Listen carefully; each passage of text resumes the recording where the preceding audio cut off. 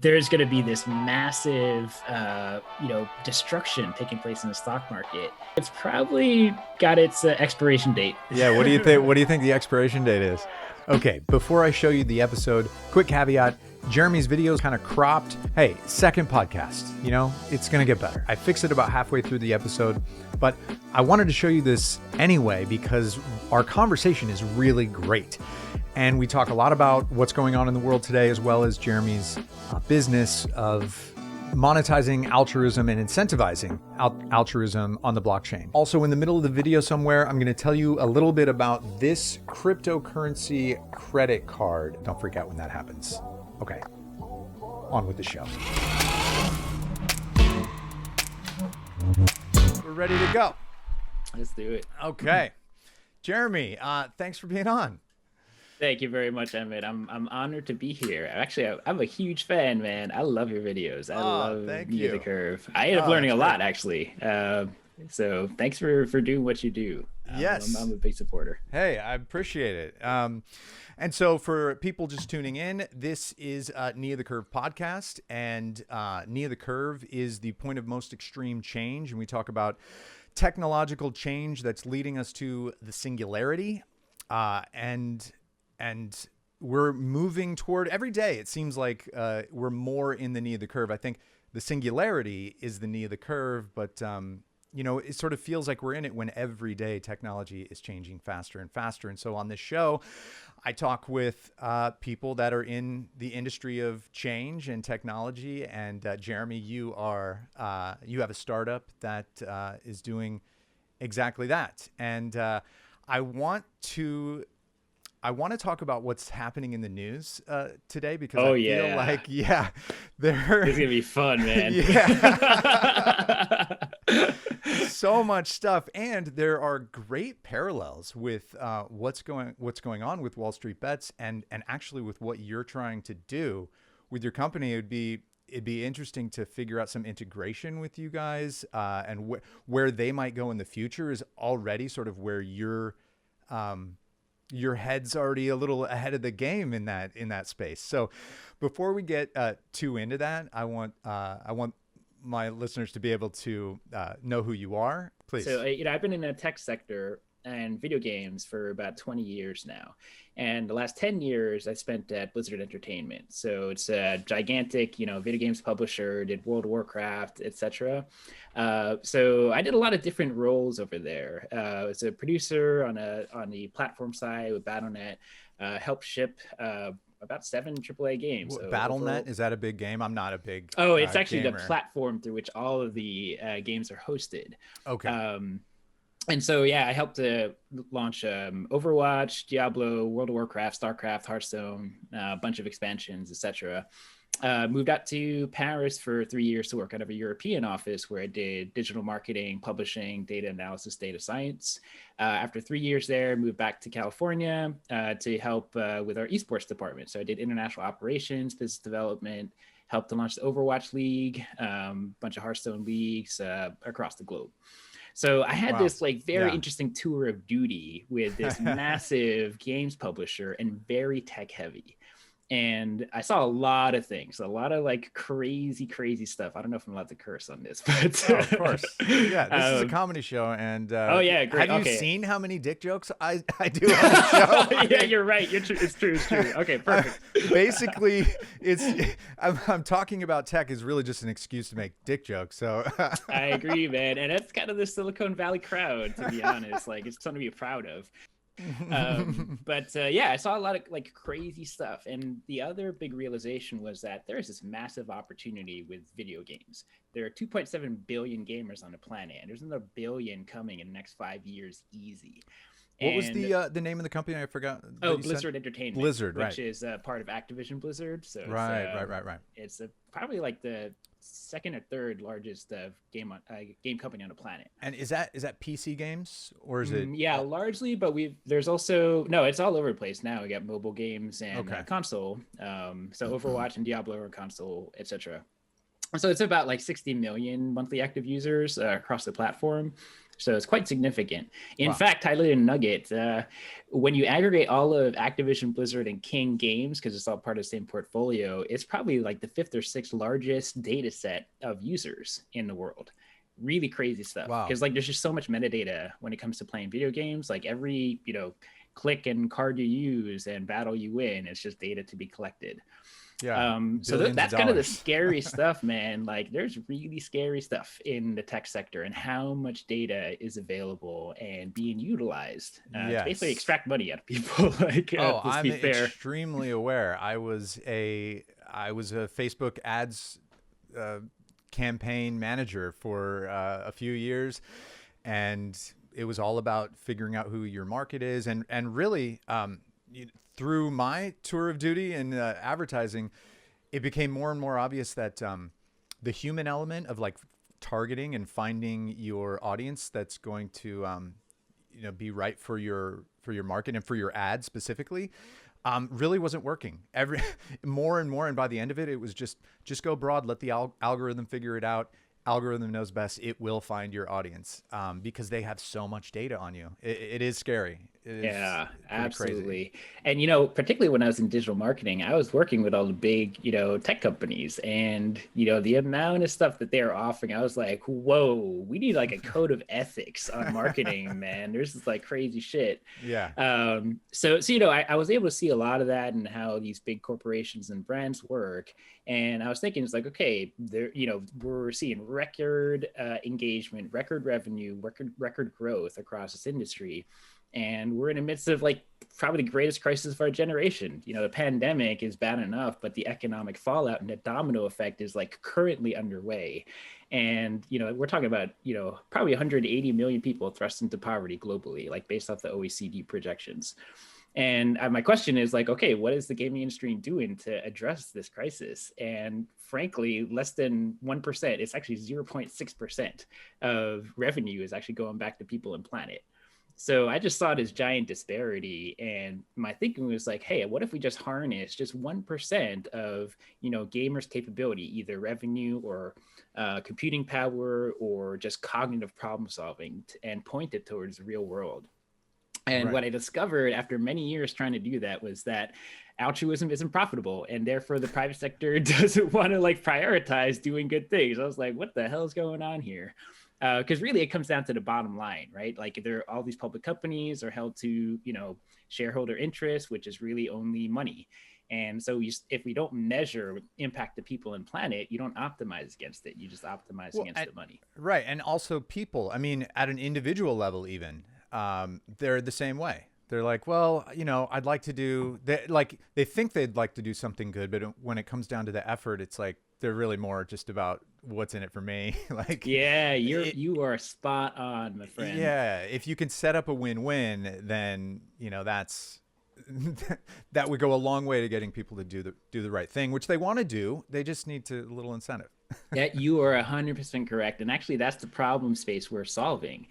So what I did is, in April, my mom passed away, and I really started to reflect, like, what the heck am I doing in my life? Like, where I'm breaking my back to really just fill up the coffers of like top level executives. And so I said, all right, I'm done with this. So I quit Blizzard.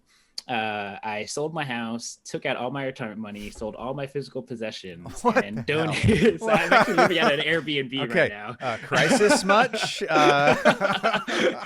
Well, there's a calculated risk here because I saw a lot of these massive trends taking place. And Okay. so I decided to launch this nonprofit, Leyline. And really the This is objective. a badge of honor, I know, for you. But also, are you a little worried about investors going, well, I don't know, he might be a little a little on the edge there. He sold all his worldly possessions. Yeah, Like, that is when actually Elon, it's a great point. Honestly, I'm about to find out how well that paid off. when Elon was like selling all my houses and all possessions, I think investors were like, okay, whoa, is Elon having a crisis here? What's going on? Like, I don't know if the Yeah, stock moved on that, but yeah, absolutely. Well, I think he's very smart because, frankly, the real estate market is like everything is right at all-time high bubbles. So we're gonna see an epic correction, an epic reckoning this year, which might be already like the catalyst is probably something we're going to talk about today. Yeah. But yeah, you know,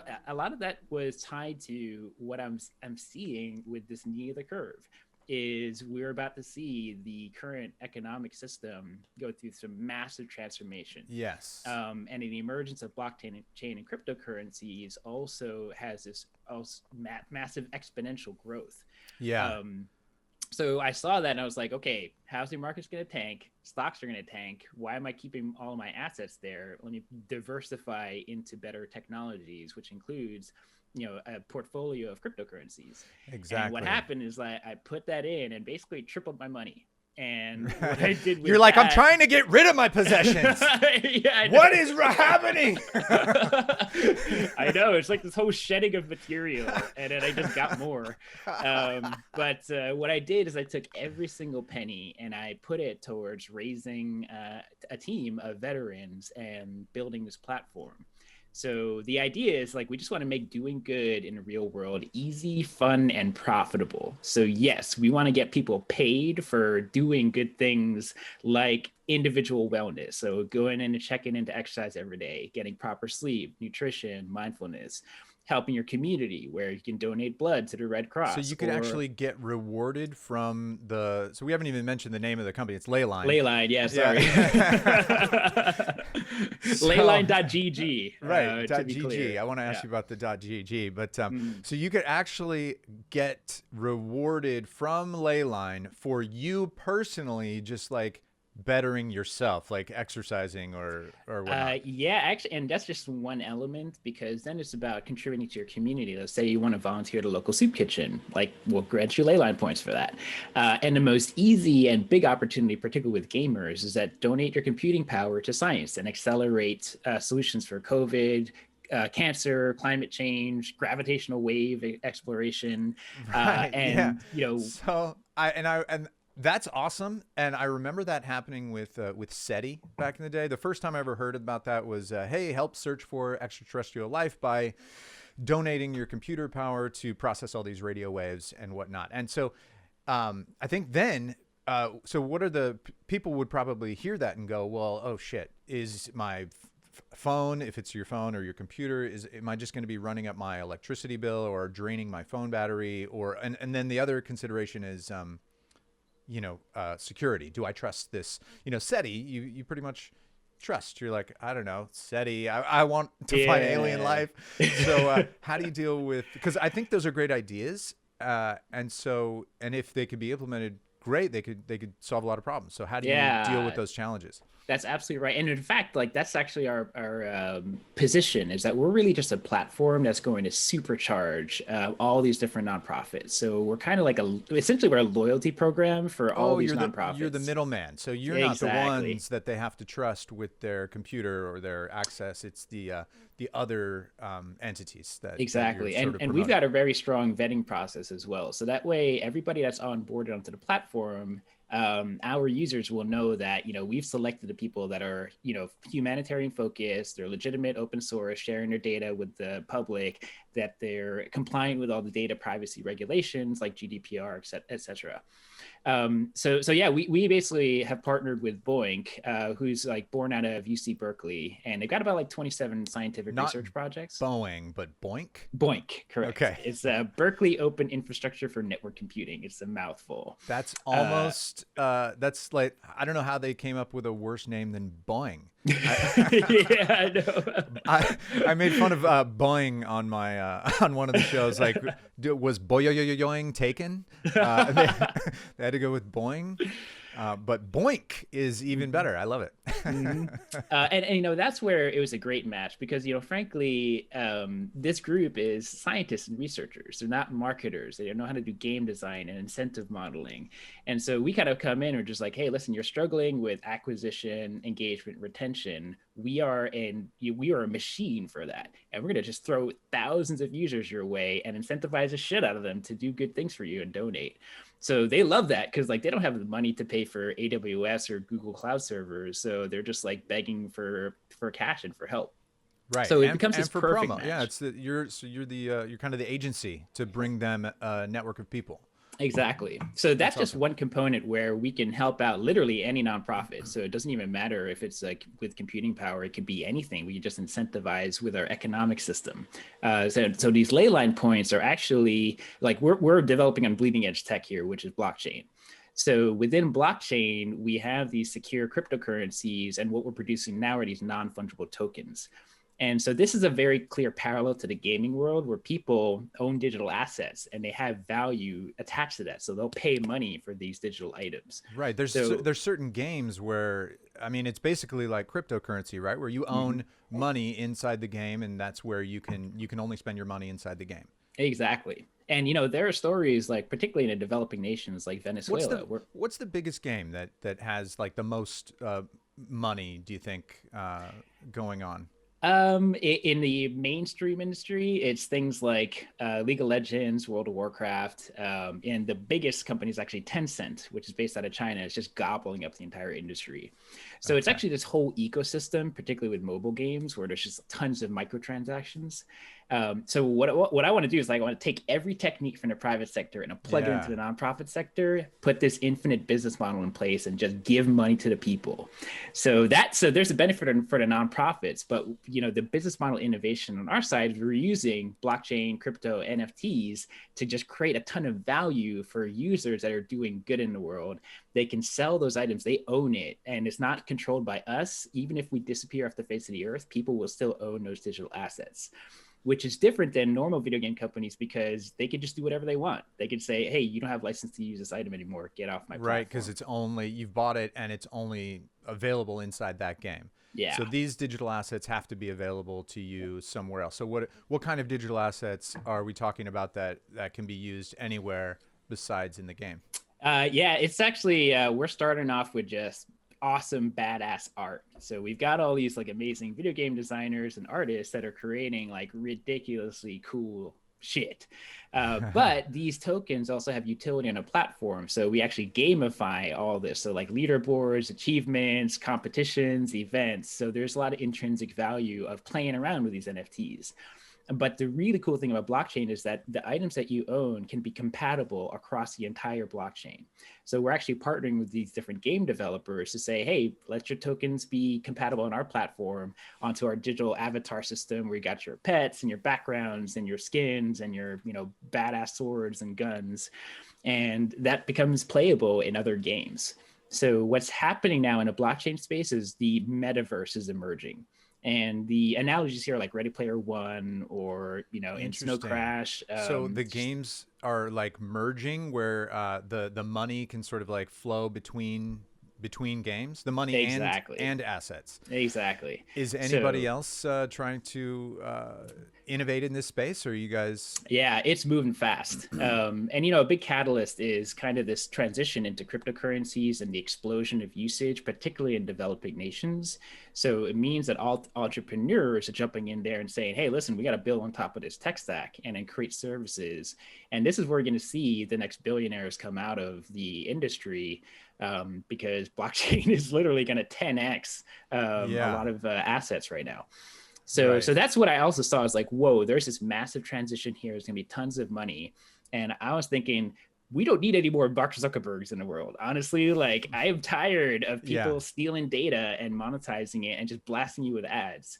So my mission is to actually undercut that business model and then get in there first, raise like bunches of money, like millions and billions, and then throw it back to people that need it.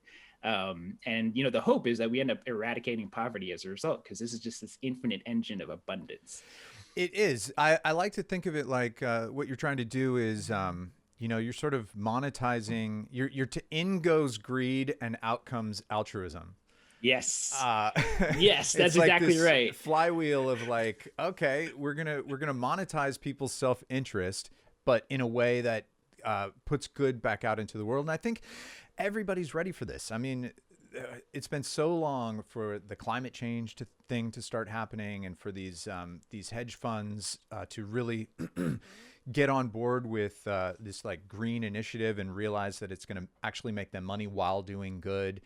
And there's still a road to go, but I don't know. This might be a good lead into where, what's happening right now Oh with man. because so the Wall Street bets thing right now, it's sort of let's screw over the hedge funds um and screw these short stock hedge funds that are shorting all these stocks. And yeah, it's a great way to make money. And hey, we believe in GameStop, but GameStop's not doing anything really to help the world. It's not doing any real social good.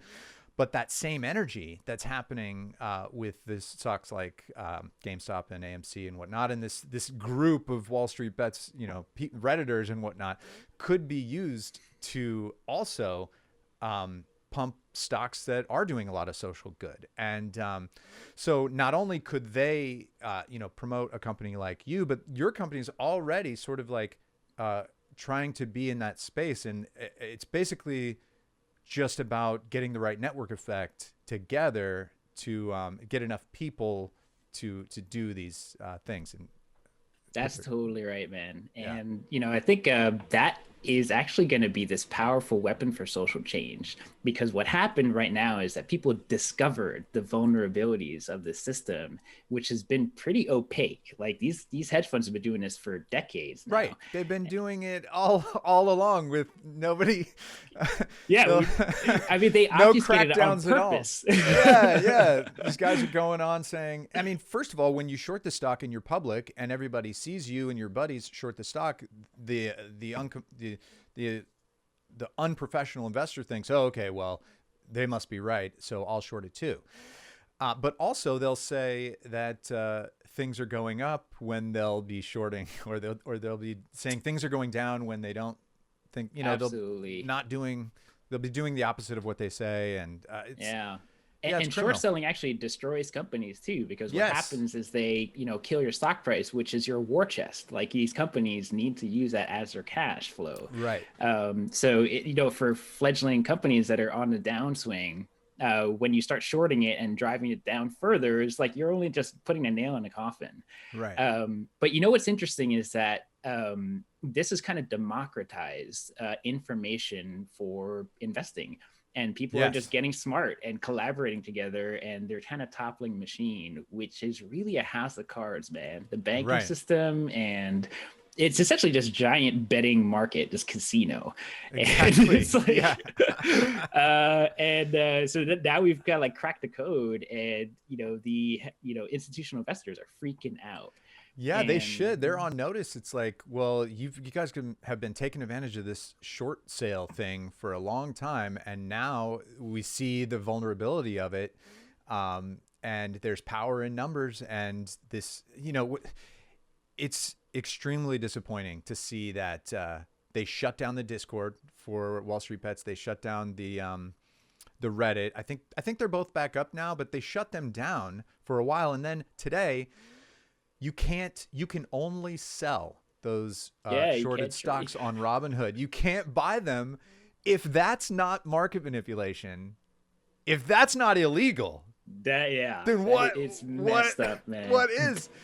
I think Robinhood might come under some serious fire for only letting people sell these stocks. That seems completely criminal. I totally agree, and it's really just this response from the elite that have wanted to protect their money. Right. I do think there is there is some logic behind why there's this like really dramatic response. Is that it really is about the house of cards, because when you see these hedge funds collapse, they're all backed by other major institutional investors. And on top of that is stacked all of these additional bets on whether they will fail or succeed. Right. So this is the same exact mechanism in 2008 during that financial crisis, where they basically, did 1,000 layers of bets and risk management insurance plans. And as soon as that one foundation fell, Right. the entire market tanked. So we are going to be seeing a crazy reckoning, because this movement's not stopping, because now we know the vulnerability is there. Even if you try to shut us down, we're just going to find the next thing. Like, what's the next vulnerability in the shorts? Right. Let's destroy that hedge fund. Yeah. So they're going to keep having to shut these communities down on social media. And this is why I'm like super against I don't think they should have banned Trump from social media. I don't think they should have banned these people from social media. I think it's a big marketplace. You should be allowed to be an asshole and face the consequences. And, you should be allowed to create your social movements on there as you want. And I mean, it's unfortunate that it was used to do the attack on the Capitol as well. But what are you going to do moving forward, right? Like, this is the technology that's you can't stop the technology. So it's going to become either these techno giants are in charge of who can organize, or you just let the market figure it out, and people have to grow up. Yeah. So like, it's true. It's I don't true. know how we're going to deal with it. And I think that's a double standard, is that, the establishment essentially is saying like, hey, it's time to regulate this stuff. But they were the ones that created the regulation. They lobbied government to open up the floodgates for them. So it's like this allergic response where the weapons that they've been using forever are now being used against them. So what do you think the solution is? Is it shut down the weapons for everybody? I don't think so. I think you're right in that, the basically like free market should be able to, self-correct, which is essentially what's happening right now. But the concern that I have is that the fundamentals of the entire stock market are just so broken. Because there's, for example, if you've watched The Big Short, like you kind of know the mechanics that they set up there, and that vulnerability was about $600 billion. The same exact instruments are being used today. It's called the repo markets, and specifically, I think it's called CLOs, the collateralized loan obligations, or CDOs, collateralized debt obligations. And that market is $1.2 trillion right now. So there are all of these like pillars of the economy and stock market that are just getting crushed because small business, like 60% of businesses on Yelp are now permanently closed. That is like a giant disaster because these financial instruments are based off of small business loans. So what happens when all these things like crash and if people can't pay rent and all the mortgages start to crash? Like, we are seeing like 4 giant pillars of the economy about to get wiped out. So that's what I'm really worried about, because I think about people like my father who gets just the retired. Bailout? Yeah. Who are they going to bail out? Yeah.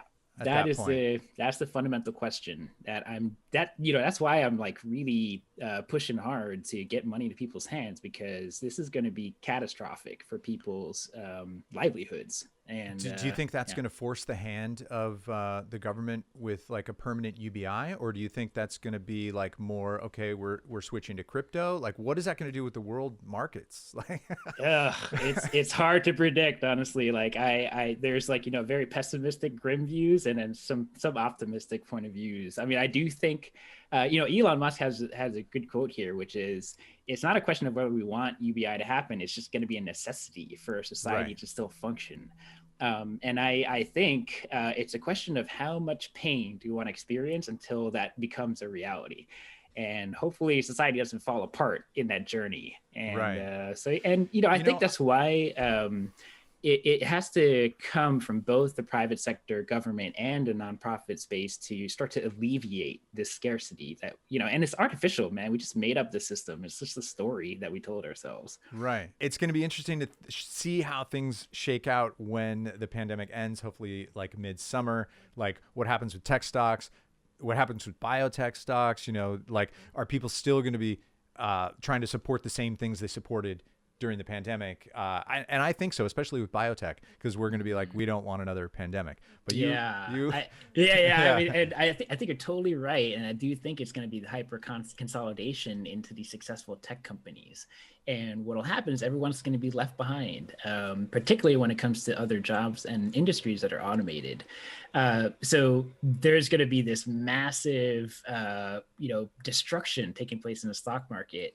And my hypothesis is that there will be just zero confidence in that, infrastructure.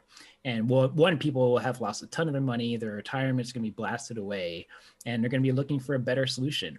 And then they realize that, crypto is this space where literally I could just hold my money and I'll get interest rates on it. I'll get a passive income. So So I what would do think happen with how would investing in companies work? So the stock market would go away and people would invest in tech companies using like the blockchain? potentially, and there are solutions in place that do replace that. So one is called decentralized finance.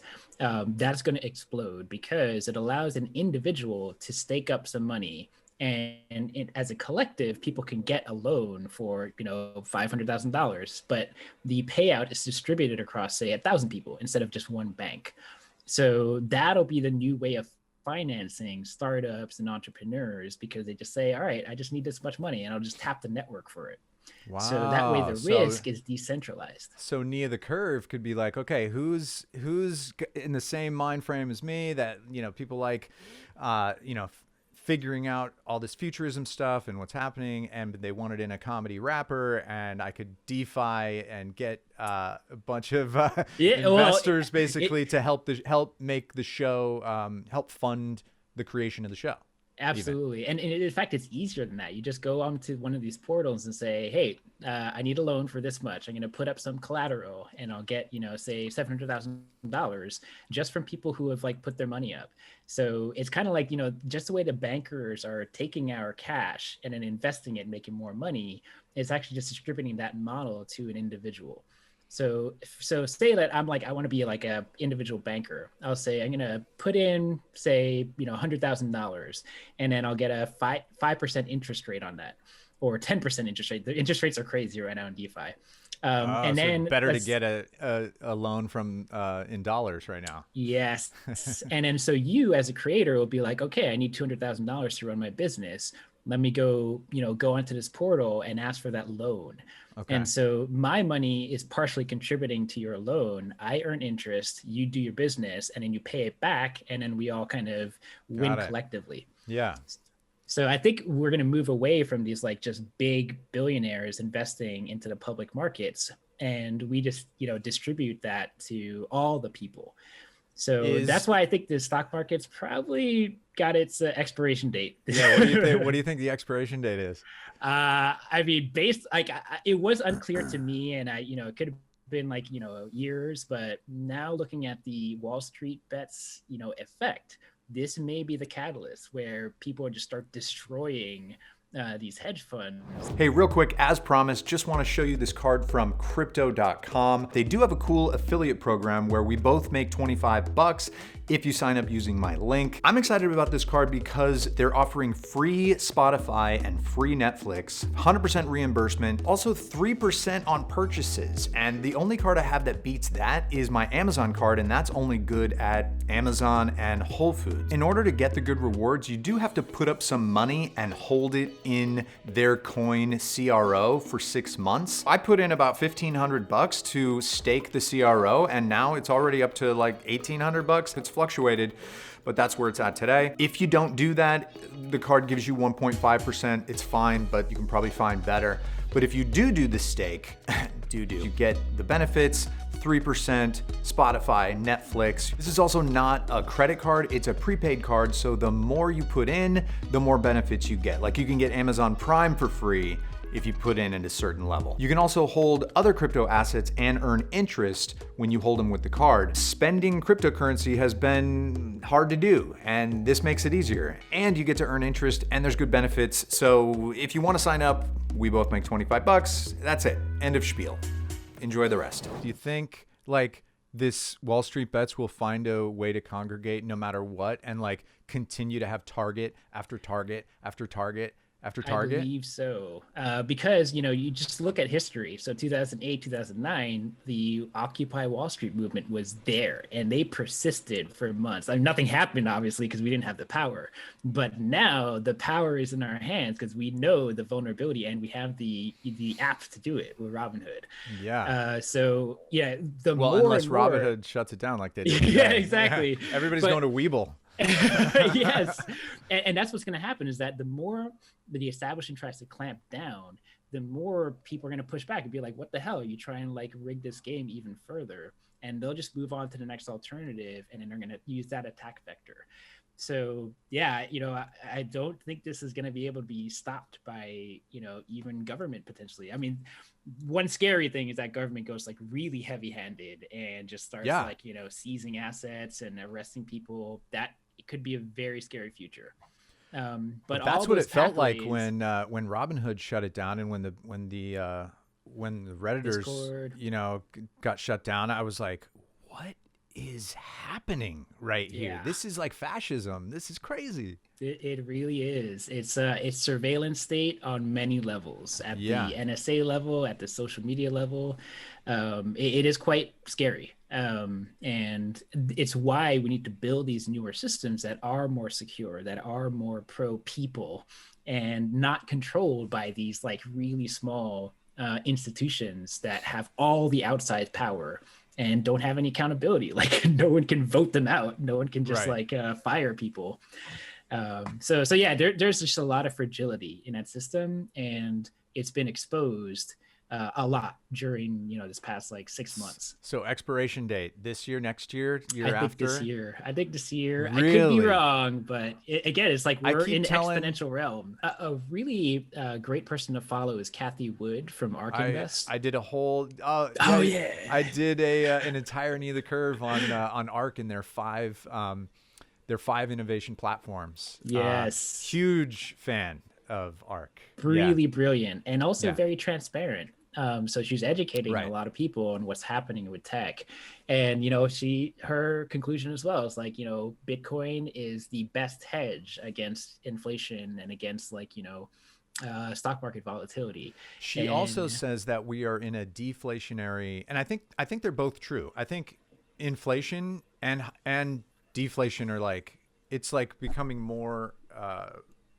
They're both happening at the same time on different things, because yeah, all the tech companies are making things cheaper and cheaper and cheaper, so that's like deflationary. But then all mhm. the money printing is making things like summer homes in the Hamptons insanely expensive, Yeah. and like assets like anyway like real estate or I don't know, art or like other things are getting hyperinflated. Hmm. Yeah, and we're essentially seeing like two different economies. It's the haves and the Yeah, have-nots. yeah, And so you see like the haves, like what they what the top billionaires increased by 2.7 trillion right, dollars, right, yeah, and the bottom 99% of people lost 2.7 trillion dollars. Like it is like so the math yeah. is like right there. It is really shocking. So and I think that's where the anger is coming from. If you go into Wall Street Bets and read the threads, one, these people are really smart. Like they know what the heck is going on. They study it, and it's crowdsourced knowledge. Yeah, But the information two, is available. It doesn't take a genius to be like to read all this like hyper consolidated information on one forum and then you know it. I mean, mhm, otherwise you would have had to do tons and tons of research, but it's all there for you. So yes, yeah, it doesn't exactly. take a genius to go on Wall Street Bets and like all of a sudden you have all the great knowledge. Yeah, and Yeah, then the narrative too is that people they're actually like moving beyond the rational make money off this thing. It is literally a middle finger to right. That's part Wall of it. Street. Yeah. Yeah, And that element means that they're not going to care what they get out of it. This is all about change and bringing down an unfair system, and that's why right. it's so That's like fascinating to me. pretty much the goal. So yeah, Yes, exactly. if that's the goal and you can't stop them, then wow. Hmm. And most of it's coming in from millennials and Gen Z who were born and raised in a shitty economy after the Right. 2008 crash. So they're already disenfranchised with our current capitalist system. So they're looking for any way to make this kind of difference, and they're going to see this, and you're just going to keep on dogpiling and say, "Oh, they're trying to play whack-a-mole with us. Guess what? We're going to fuck you over even harder." Yeah. That's the emotions that are going on right now. Right. And I empathize. Like I feel it too, man. I'm like, fuck this system. It's like Yeah, and killing you everybody. preemptively just like, I'm getting rid of all my shit anyway. Just Yeah, that's you right. can't hurt me if I got nothing. Yes, that is exactly right. Honestly, it's liberating. I didn't realize how much material kind of locks you in to a certain type of life. So, but what do Um, you think about? I mean, having enough to make sure that you don't have to, like, so that you're not worried about being out on the street for, or like dependent on your like physical labor for the rest of your life. You know, like there's something to having enough to where you're like, well, I can't do whatever I want, but I'm safe, you know, like just a safety net type of money. I do think it has to come from a combination of areas now because of there's just not enough job opportunity. So absolutely, government plays a super important role in providing safety and security, including your health. But I So mean, for you hopefully, personally, oh, for me personally, for getting rid of all your, you know, oh selling everything, yeah. like, did you keep enough to be like, well, okay, if I just, you know, spent this much, you know, every month, I could be, you know, I'm solid for like 20 years or whatever. You Yeah, know? I would say my runway is about maybe 4 months right now, and so actually that's why we're Damn it, really doing man. heavy fundraising. So actually, I'm taking a tech startup approach here, which is, you know, tech startups raise like easily $20 million for a product line. So Yeah. even though we're a nonprofit, we still have the ability to, like, we're going into bleeding edge tech here. So there's a lot of actually big Yeah. investors, angels, social impact, and VCs that Yeah. want to, you know, invest in us. Plus, So you're young, you got a solid track record, and this is a totally emerging space. So it seems like a pretty solid bet. yeah, we tick off all the boxes. Like, we Yeah. built a business model, we have a sustainability forecast and pro formas, and we've got like a really strong network too. So that's why, like, I set up enough runway where we can close on these deals. And these big investments typically take maybe 4 to 6 weeks to kind of close the deal.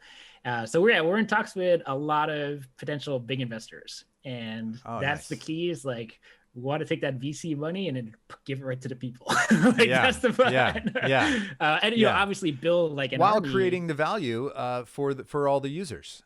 Exactly. Yeah. So that's the key, is like, when we start to build these win-win-win ecosystems, we create a positive sum game where everybody contributing gets back versus, you know, we have like these big winners, but everybody else has to pay into it. So Awesome. that's actually the theme with all these decentralized platforms that are being built now. So when you have this like positive feedback loop, then everybody gets to benefit. So we're all just like networking together and saying we could change this thing. And that's exactly what happened with Wall Street Bets. We're just like, hey, we could just work together and all gain in the same way. Right. So, and they'll never be able to shut that down unless they just completely shut down social media. Yes, correct. And even then, we'll just invent a new one. So, right. Yeah. In fact, it's just going to push people further into the decentralized space, because they're going to go for social media platforms that, you know, is not controlled by anybody. organization. Yeah, it's literally just like a completely decentralized organization, so that the market can control itself. Yep. Yeah. Self-moderated, right. And secure. So that way people can't get like shut down by any like one CEO, essentially. Yeah. So yeah, good. It's a scary, but also good future if we do the right things. I think that's really the key. So what you're kind of inventing, correct me if I'm wrong here, is almost sort of so like this post-apocalyptic new economy, once most of the production is in the hands of robots and people you know, can live off the land essentially of like the robot production, and maybe there's a UBI, but this sort of economy that you're setting up of altruism could be a large part of like how people do their part in society and get rewarded for it. So to be a productive member of society, you know, you do stuff on Leyline, and that's kind of the new economy you're envisioning. Is that correct? Absolutely. And, you know, I think it's also, we would be a key element in this entire global shared ecosystem. So, you know, like our contributions, like, hey, we're going to bring in this like currency of doing good and plug it into this global economy. And that's the beautiful thing about crypto and decentralization, is that everybody on the planet can participate. Whereas right now, there's like 1 billion people that are unbanked and can't even access, you know, the digital world. And they're getting a mobile phone now, and they're going to click a button and be able to transact. So what'll emerge out of this is, as we automate these physical labor away, it becomes a creator's economy where arts, music, creativity, these ideas have more value because it's what you have Right. to like actually, I'm just thinking. Yeah. I And think they're it's, digital, like all that art and music stuff. It can be used digitally. You can attach a crypto something to it so that it can yeah, be reproduced and yeah, you build it on a smart contract. And right. so instead of having like YouTube as an intermediary, you would just have your asset and the viewers could just say pay a fraction of a penny, which is Right. nothing to them. But if you get 1 million views, that's a good amount of money for you as a Right. creator. So it's really starting to decentralize ownership where you become your own bank, your own business, and you don't have all these intermediaries there. All that huge shift is part of the knee of the curve. I mean, there's going to be a lot of factors that play into this kind of technical singularity that we're getting into, but this monetary one is going to be huge, and it might be one of the first things to happen. Yeah, I think so. In large part because unfortunately, for what it is that money makes the world go round. That's like the universal constant for the global productivity. So when you start to democratize that and then put just more power into people's hands, that's when we realize, oh man, we could take down Wall Street. Look at this, just Yeah. $600 stimulus check, and then I open up Robinhood, and Right. boom, we take the Yeah. money from the rich. Trading while Uh, you're on the toilet and exactly. And so I think that's what happens now is that, we are kind of at this nation level economy where we all have these different pockets, but decentralizing that means that we all are transacting in the same ecosystem, and it levels out access into the market. So we're going to see 2.5 billion people join the internet and digital economy. So creators are going to have a massive opportunity because you've now tripled your potential audience. right. And the thing is, like, as we automate physical labor away, what is valuable that humans can produce? And creativity is one piece of it, but it's also just empathy and love. That's really hard to automate. Right. So things like teaching, caretaking, parenting, these are the jobs that are going to be that are already valuable, but our economy doesn't value at all. Right. So what's going to happen is that the new decentralized economies, we want to build incentives to reward those type of behaviors. Like, you just want to put the money where there's real value back to society. So Right. that's the hope, is that the new digital ecosystem ties back into the real world and is oriented towards what are things that improve people and what are things that improve planet. So it's a massive, massive transformation. That's Right. kind of hard to grasp, honestly. But yeah, I think this is part of the digital, or it's kind of the revolution that's taking place now, where it opens up this social change. So where is the company at right now? And like, so what are you working on most? What's your like biggest pain point, or what are the things that you're working on most to solve? Yeah, well, we're in closed alpha right now, so we got about 1,400 users. We're growing about 20% a week over week, and we are basically prototyping a ton of stuff and building the product. We ship new features and bugs every single day. We've got about 70 people on the project now. Vast majority are volunteers. That's great. Wow. And yeah, it's moving fast, and we're about to activate probably hundreds of students joining the open source project, because like, we're open source and open knowledge, so everybody can participate. Oh, And that's we just great. give out all our information for free. We train students, provide workshops, give them hands-on experience, and they're getting college credits for participating as well, because like academic institutions Wow. love this project. So is So, that the demographic that's gravitating first? Is the younger generation? absolutely, because it's like gamers, students, and blockchain, enthusiasts are Enthusiasts, really yeah. kind of the core market here, and it's just starting to spread like wildfire. On top of that, Latin America and other developing nations, they're just like, whoa, this is money for doing very little stuff. This, Yeah. like, a $25 Bitcoin gift card in Venezuela is like an entire year's worth of salary for a medium income individual. Wow. So, for us, we're just this like massive engine of, improving people's lives. You just get a cell phone and internet, you start using Leyline, and you just transform your life. And so So imagine, like, is that one of the key growth features then, that it's like, I mean, it's most useful where it's most needed right away. So, yeah. and it will kind of grow from there. Yeah, for example, when we launched, we did zero localization for Latin America, and it became like 50% of our traffic and users. Wow. Because the thing about It Latin was American just culture is that, solving a problem right away for them. That's great. Exactly. So yeah, we can essentially provide, a full-on life changing experience for millions of people. And what we're doing is that we're just bringing in sponsors to donate into the prize pool. So it's like we're taking like big corporate money, putting it to the prize pool, and distributing it across the globe to people that need it.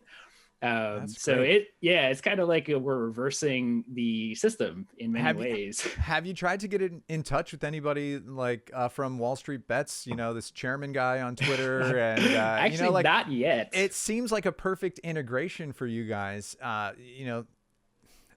don't know if you ever plan to go public, but even just the promo to get people to start using the app. I think so, because like eventually we'll have the option to upgrade into cryptocurrency, because right now we're just simulating the economy to make sure it's safe, sustainable, and equitable.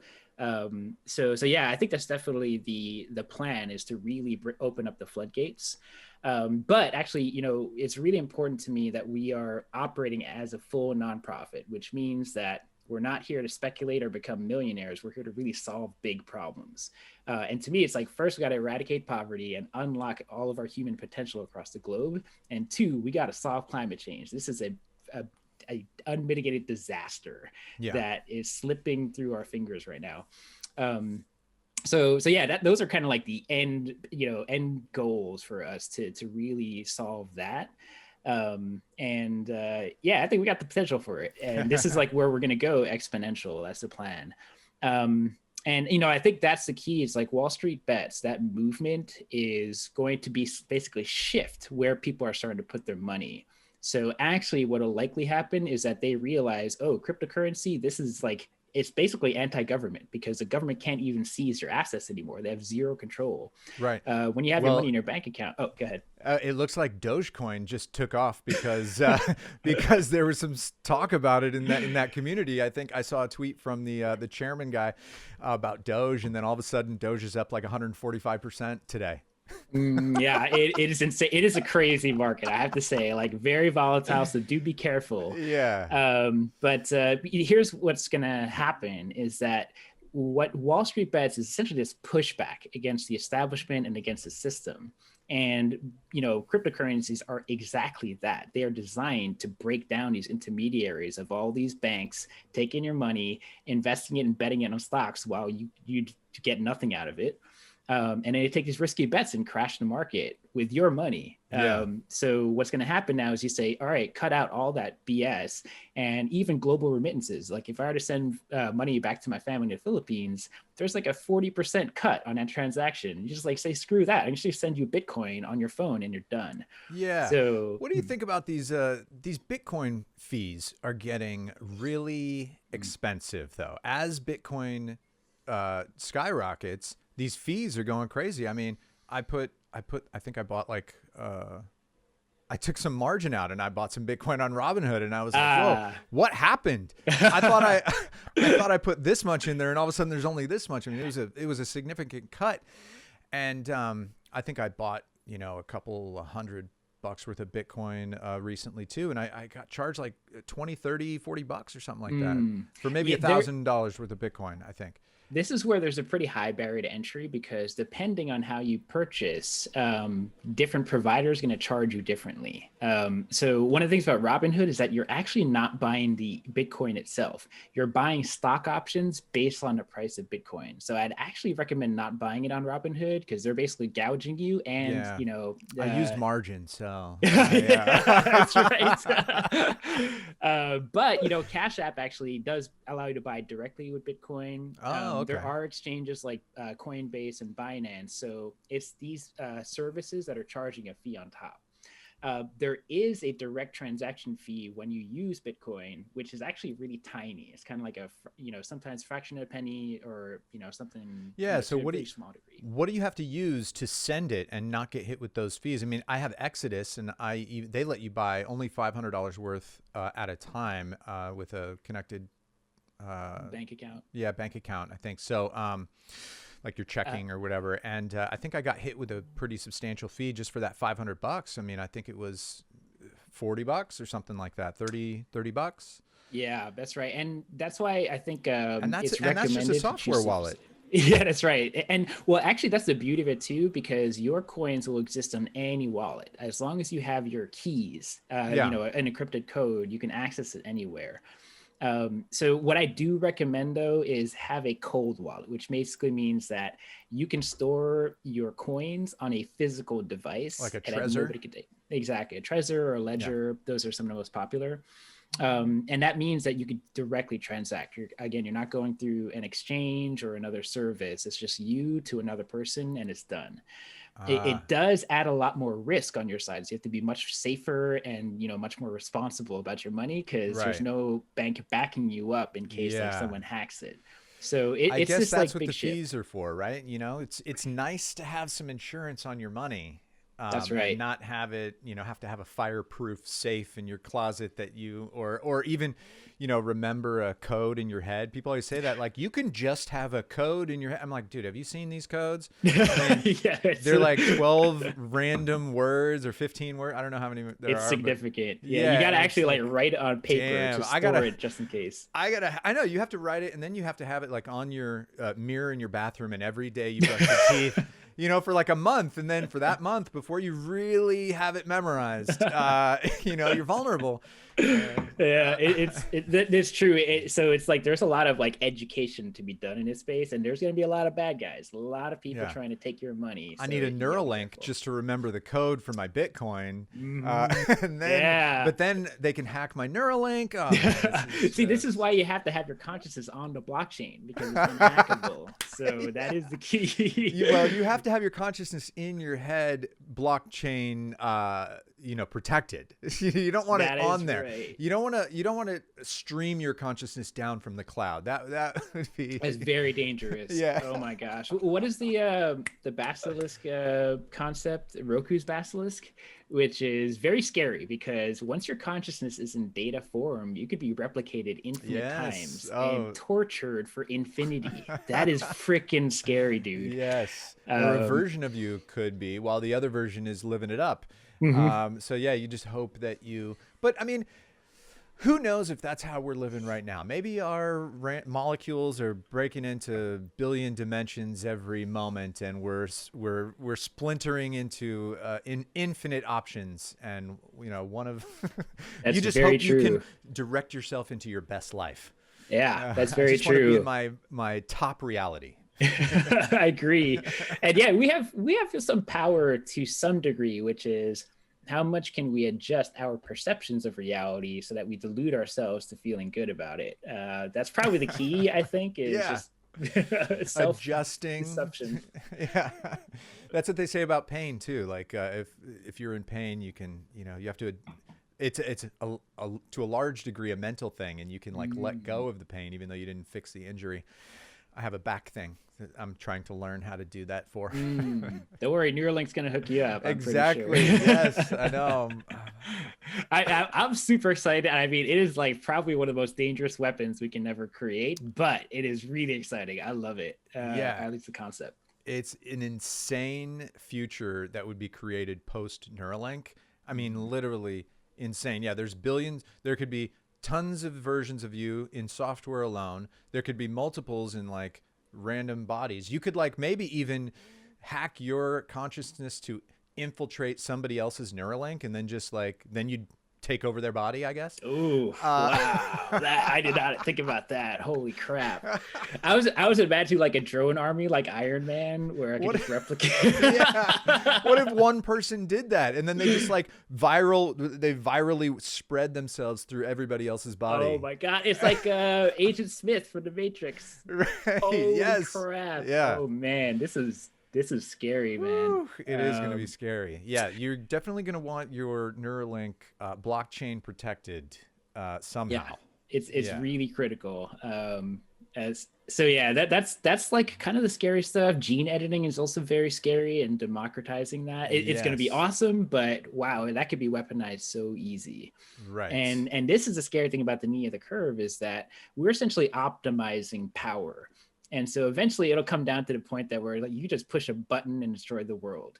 So the question is, can we trust humanity to not push that button? Like, out of how many billions of people that have the ability to do that. And then my point with this whole, demonetizing and deplatforming people is you're not letting them come with us on this journey of discovery. All these people that you deplatformed when, like, let's say Trump is off Twitter and he forms his own he goes on Parler, or he forms his own social network, and all his people, they stop using Twitter and they just create a even bigger echo chamber over wherever Trump is. Well, now we have made it easier for these people to not come along with us in our mental journey of discovery, of like figuring out how the world really works, what's the real truth, and incentivizing echo chambers. It's just not healthy for us. I totally it's agree. Dangerous for society to deplatform even someone like Trump. I agree with you, man. It's very much, it'll only accelerate the polarization. Right. I believe. I mean, it's fair to say, it's like, okay, fine. There is like actual collaboration to, commit treason. So like, Sure. we should definitely stop that from happening. That needs to be prosecuted 100%. And but like, that's just evidence. Whatever they posted is evidence to bad behavior, and so we should have proper consequences for those actions. And yes, it's not necessarily silencing. Sure, exactly. But if there's no soundbite that says that is the equivalent of yelling fire in a crowded theater, then you can't get him on that. But if he stopped the National Guard from like coming in to help for a few hours, let's nab him on that. Like, if there's whatever the legal precedents are, make sure the laws are good, and then get him on what actually he did. Not just like say that we're gonna walk down to the Capitol. Like, saying that isn't inciting a riot. Mm-hmm. But if there was other things, let's get him. I hate that guy. And that frankly is like a very, very tiny portion of the population, like that extremist type of mentality. And so that's a challenge, is that social media is amplifying that. So we got to get the sense of representation that, hey, all of America is like really messed up, when it's really just this tiny segment. Right.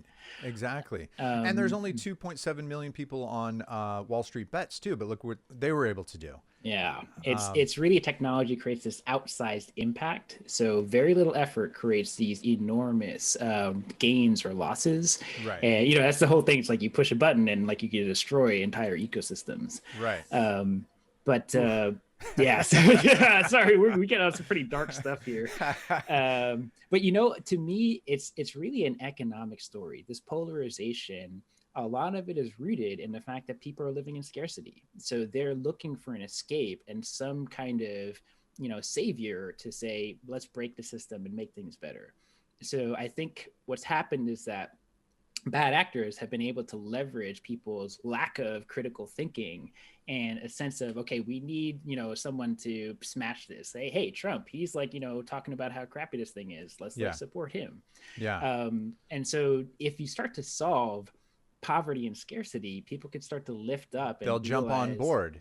Yeah. And then they can think more critically, they can be more giving, less like subject to racism and tribalism. Right. So we need to utilize this network effect for positive. That is the emotional and growth of society that needs to take place. We need to say, this is a very powerful tool. Let's direct it in the right places. Yes. And that's what Leyline's doing. That's very exciting. Yeah, it's all about aligning the right incentives and measuring the right things. And that's the challenge as well with social media, is that it's optimizing for engagement. And our reptilian brains engage really well to anger, hate, like toxicity. It's like very, appealing to us. So the algorithms are just optimizing that. It's like, okay, let's just like really blast like, angry stuff in front of people, and they're going to stay on their phones and we can blast more ads at them. That's basically what's happening. So the incentive model is so broken. So if you want to stop that, you have to kneecap the business model and say, okay, don't take anyone's data, harvest it, sell it 1,000 times, and then, pay advertisers to manipulate you. Right. We have to kill that business model and then have a better solution in place where people can migrate to, where we can align the incentives better towards cooperation and empathy. It's a hard challenge, man. Like I can't solve that, but we can at least bring some money into the conversation. And well, we should get you connected with Wall Street Bets somehow. You guys have super synergy. Everybody on so. that in that community needs to know about Leyline. So, but what can people do? Because I think we've done an hour. Oh yeah. But tell me what people could do that, like right now they can go to Leyline and they can download it and they can Head out to leyline.gg, which actually even stands if for you're not good a gamer. game. Yeah, Oh, even if you're stands not for a good. gamer, Yeah. it's just for everybody, honestly. Yeah. We were targeting that type of demographic as the early adopters and the Yeah. vanguard, but we're going to use that to bring everybody else in. So yeah, go to leyline.gg. You can sign up for an account. If you're interested in joining Alpha right off the bat, because we have a wait list, I think about like 1,000 people now. You could join our Discord server where we have our community and it's popping. It's a lot of fun over there. Oh, nice. So yeah, I'll give you the Discord link and the website, and we'd be happy to have your audience as early adopters, because when you're in an alpha test, we're already earning Leyline points, giving out gift cards. I think we've given out maybe $4,000 already in prizes. Oh, cool. And you're going to get these exclusive non-fungible tokens. So these are going to be super rare, never to be replicated items that will live on a blockchain forever. So our alpha testers are getting a lot of value out of this. Oh, that's what I was going to ask you. So is there any appreciation of these tokens? So those are, but what about the other tokens that you use? Are they? Yeah, every single non-fungible token will have a value attached to it, because it's really based off demand and utility. So how people perceive that they want to spend money on. And to give a sense of scale, in like the mainstream game industry, these digital items can sell for like a couple $100 easy. In the crypto space, these items are selling for hundreds of thousands of dollars. Like one Crypto Kitty, for example, in 2017 sold for $180,000 for one item. So wow. Imagine you can get this on Leyline. Well, that's the marketplace it exists today. So people are basically selling pieces of art on these open platforms and then earning a living as a result. So we're going to like do that and then add a ton of utility on top of it and make it just super fun to use and show up on your digital resume. So get in early, and you can not only help the world, but who knows, maybe your coins will blow up as the network effect takes hold. That's the plan. So we could start to build an exponential impact. So we can actually make a change very fast in a very big way. Right. And that's the opportunity space that I saw, which is why I went all in. Nice. Oh, man. Yeah. Monetizing self-interest, churning it up, and creating altruism. That's awesome. Thank you, man. Yeah, dude. So it's always great to talk to you. We've talked a couple of times, but this was great. And I hope that the video portion of this didn't screw up too badly. And but if so, we can do this again. Love to have you on again. I'd be happy to, Emmett. I really appreciate it. Thank you so much. I appreciate you doing it too. So everybody, go to Leyline, check it out, and make some money and help the world. Do some good, yeah. There you go. That's the plan. All right. Thanks, Jeremy. Good to talk to you. See you, Emmett. Okay. You too.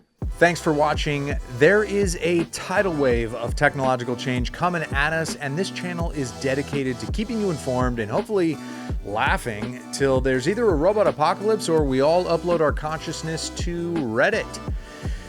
Get in touch with me through this bevy of corrupt social media companies. Join these awesome patrons supporting the show, and check out other episodes of Near the Curve to stay up to date on how technology is changing everything.